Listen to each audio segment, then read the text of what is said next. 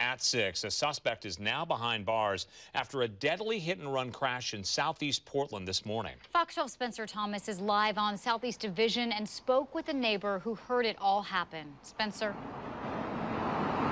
Yeah, that's right. It all happened right here on 66 and Division Street, right here in southeast Portland. You know, a very busy road, which I'm sure you all know, right near Warner Pacific University.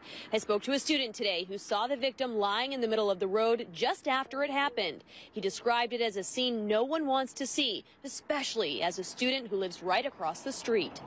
I think there was blood in the street too. It was a bad scene. It's just something that you don't want to see.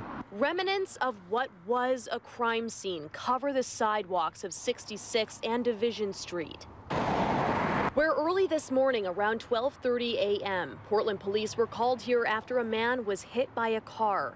Officers arrived to find the man was dead and the car that hit him was gone.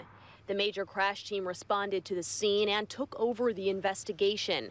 Hours later, Portland police, along with Portland's traffic investigation unit, say they were able to determine the driver who left, who is 23-year-old Dory Chitt, who has since been arrested. But what police didn't see or hear, a few neighbors did. You know, I was on the phone in my dorm and just heard a loud bang, and it didn't sound like metal hitting metal, so it didn't sound like a car crash, cars crashing into each other, but it sounded like a body hitting a car. And I looked through my curtains and just saw a body laying in the ground about like 11:30 p.m. Isaac Etter is a student at Warner Pacific University and lives just across the street. It makes me scared to, walk to the gas station at night. I've lived over here the past year, and I've noticed that cars drive really fast on the street, and, it's always made me kind of more aware of my surroundings. He wasn't the only one who spotted the victim just after the crash. His friends did too. He was taking out the trash. I honestly think he was the first one to respond to it. Him and these two girls that live here.